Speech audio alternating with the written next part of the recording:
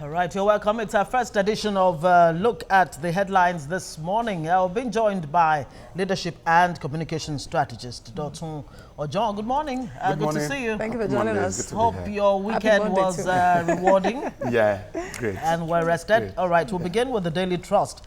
Curfew in Kaduna. Government urges calm as State Security Council meets today. A lot of people who have been watching the developments in Kaduna have been wondering exactly what is behind this. There's the abduction of a paramount ruler. We hear that he may have been killed while his wife has been let off. You see, the problem of Kaduna has been, if you open the history book, it has been, it's not new. It's been there for quite a while now, for years now. Yes. But again, the essence of governance is for, at every point in time when you come on board to govern the people, is for you to be able to fix the mess of the past. So I think the Kaduna State government really need to do more in uniting beyond the curfew.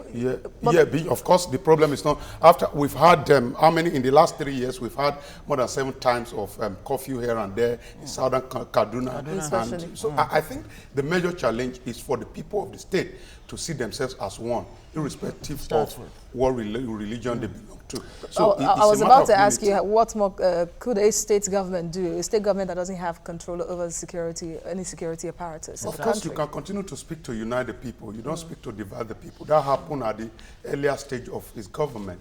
You understand? And create the people, give the opportunity to the people to believe in your government. Once they believe that you are protecting their interests, then they will not go out to fight for their interests. Okay, moving on now, still staying with the Daily Trust. Minimum wage, labor unions threaten strike November 6th. According to them, it doesn't look like government is being honest with this whole idea of increasing minimum wage. They're asking for...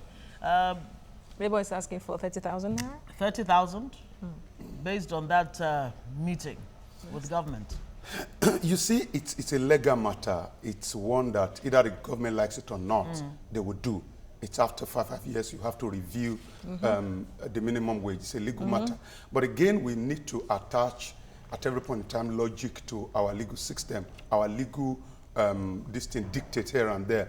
Because I am thinking, I've been asking questions as to, okay, what is the major problem? Is it about raising the pay to 30,000 or about giving an opportunity to an average worker in Nigeria to be able to lead a life of meaning? A decent life. A decent life. Yeah. Because either we like it or not now, the 30,000 naira of 2018 is as poor as maybe 8,000 of 2008 or thereabouts, if not less. So I think beyond asking for more money, there's a need to put government under serious pressure. And I mean a serious pressure to fix the economy. Exactly. Many analysts have talked about the salary increase not even being the way to go in any scenario. That the best thing, like you just said, is to, provide all the amenities, all the fixables. Unfortunately, there's no. Moving on. Moving on very quickly. We still have other papers to look at. Fayoshe's trial begins today. Okay, that one. Okay. Yeah, it's not news. Concerns as MTN delays listing on the Nigerian Stock Exchange, and of course Justice Idris Kuchigi, 1939 to 2018 there, Buhari, IBB Saraki, others mourn. Will jail looters in Buhari's government, according to the PDP. Okay. All right, we go to the Punch newspaper now. The major story here, Oshiomhole attacks APC chiefs, plotting his removal. And I quote a statement. It is sad that while the national chairman is working round the clock, some stakeholders have thrown selfish political agendas into the mix. That is a spokesperson talking there, releasing a statement on behalf of the leader of the APC. Yes, I'm surprised. The chairman is surprised that there will be people that will come. It's a double surprise. Yes. There are people that will come after him. You know, when you have a duty to lead a party like APC at the point when he took over, I said it strategically. You must be a man that will speak to unite the people than splitting fire. But is it doing that? Exactly. Hasn't he done that? A lot of people actually think that his strengths may just become his weakness. Of course. If it's not. No, I told you that if you, there was a time I was here and I said that I was afraid that this man would speak to scatter the party, if you remember. Yes. I think there were a number of people that were not totally comfortable. Let me cite an example of a place where there was a particular, I'm not going to mention the state, there was a particular state where there was an arrangement that, oh, if this particular constituency, if you produce the senator for this also number of years, this particular one will produce. Okay. And the arrangement has been there.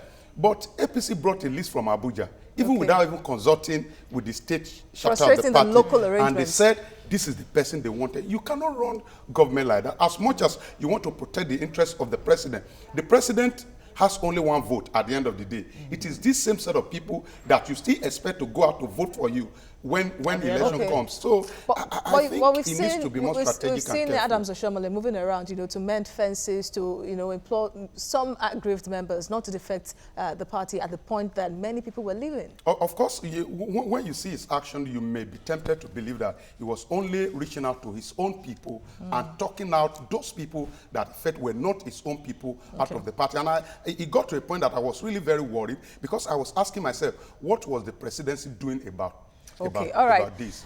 Killings, El-Rufai imposes curfew as tension rises in Kaduna. Buhari, Saraki, Tinubu, PDP, others, Mon, ex-CJN, Kutigi, EFCC arraigns Fayose today. Obanikoro, OT, others to testify against ex-governor. Down here left, Atiku will give SGF slot to Southwest. Benga Daniel talking there. Need to move on. That's an arrangement they're looking at. To the nation.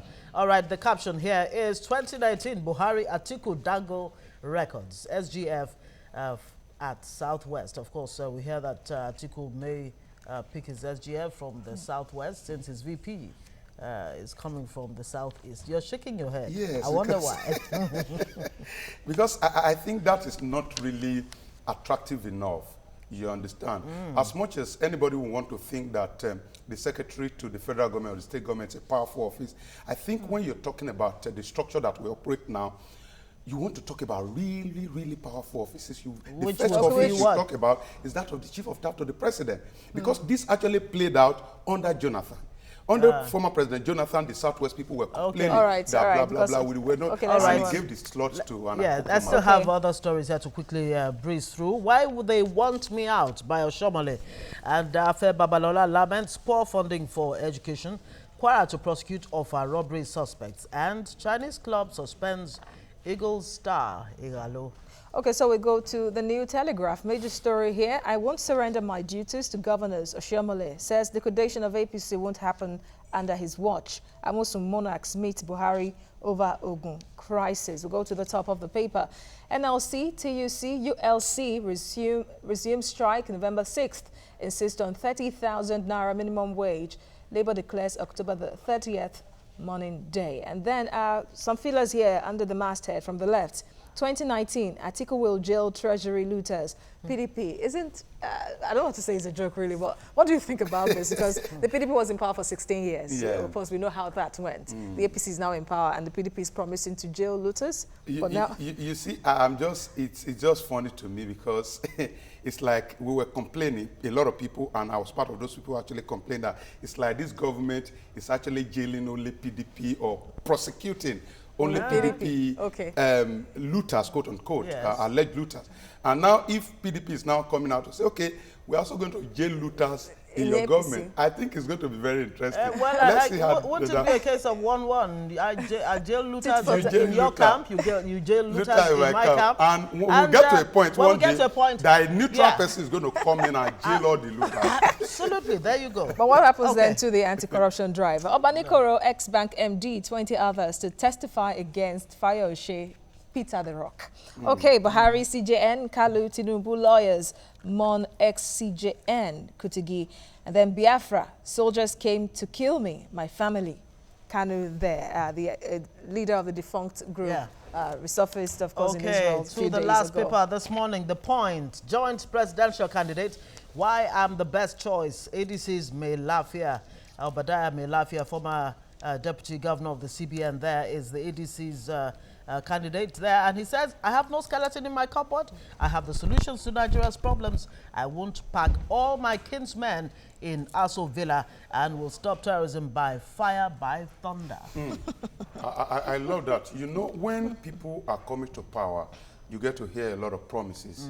You understand? And when the reality of power hits them, then they begin to complain about past government. And that's why, no matter how beautiful most of the times some of these manifestos are, I am asking myself, more than what you want to do, how do you really want to achieve this? And that's the question that is missing. And that seems to be the question that many people don't ask. Yes. When for example, we heard that $1 would be equal to 1 naira in 2014, and I was excited about that because my calculation is it looked like the same promise that Obasanjo made in 1998, 99, when he said Mercedes-Benz would be sold at 50,000. So I read the paper and I kept a copy. Even to today. Yeah, there was a time in Nigeria when $1 was equal to 1 naira. But we never the naira actually had more value. So yes, there was possible. It is possible, but we never asked how are you going to do it. So that's a good advice. Really. Ask how they are going to achieve whatever promise. All right, COP, trouble looms as members give tough conditions for supporting Atiku, insist on going back to negotiation table. Confusion in Imo APC, PDP, APGA over choice of candidates for 2019 polls. Okay. And that's it from The Point. Dr. Ojo, leadership and communication strategist, thank you for the analysis.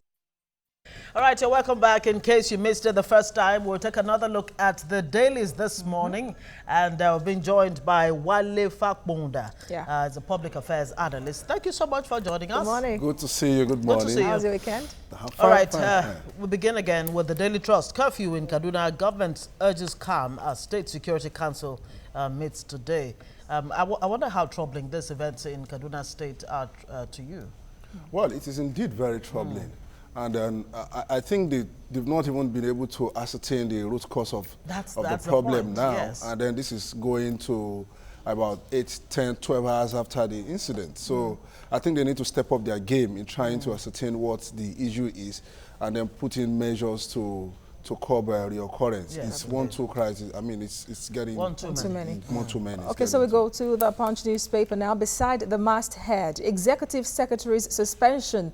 Police take over NHIS. Talking about Usman Yusuf, who was initially suspended by the minister, reinstated by the president. Now the council has suspended him. But he's saying that they don't have any power to do so. So he's coming in today. The police is already stationed there.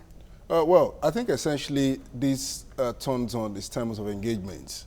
And then I want to believe it's got some legal backing for what it's talking about. Otherwise, it will just be like trying to brew trouble. Okay. So if its terms of engagement or the rules of engagement clearly states who is authorized to terminate his appointment or who is authorized to remove him, and then if the person happens to be the president, then he probably is right. But if not, then... But council members have said that they are not removing him. They are suspending him, and it's within their purview, constitutional purview, to be able to do so. Yeah, like I said, everything turns on the terms of engagement. Yes, absolutely. Well, to the nation now, 2019, Buhari Atiku dangle records, SGF and Southwest. Okay, so both men have something to say about what they have brought to the table in the past and how it can determine the voters' direction come 2019. Okay, well, I think it's a little unfortunate that the election is taking a tribal and ethnic dimension, and then we are saying once this tribe gets this, we are sure of support from this tribe.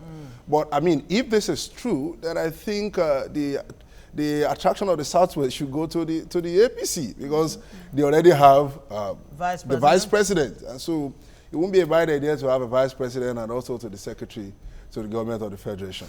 Well, it's all politics anyway. I mean, it's politics, but I mean, if... Is it politics or politics?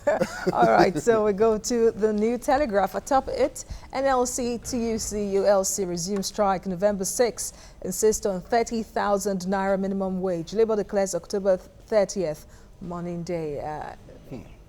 Organized labor is still insisting on getting 30,000 naira. Government says we can only afford 24. Governors are complaining about everything. But I think the labor, I mean, in as much as it is a legitimate demand, to be very honest, I mean, looking at 18,000 naira, it's as a minimum wage is not really something. It's a take-home pay that cannot take you home. Take you home. Take you to the bus stop. Won't even take you to the bus stop. But I also think that the labor should also look at, especially some state governments that are not able to pay. That are not able to pay. We should. Is it really because they're not able to pay, or Because they're just not willing to pay. Think outside of the box, or just throw the box away, so that you can begin to actually think freely. Yeah. Well, when the conversation comes up as to whether some states are actually viable to be states in the first place, and then we can begin to have this conversation. Okay. We believe that, there are some states that have no business being states. But some states are not even paying the... some of the governors, All right, to the point now. The point is, according to Buba Galadima, one of those who decamped from the APC, Buhari's government has no agenda for Nigeria. Is that the absolute truth? That's a political statement. Okay. That's a political statement.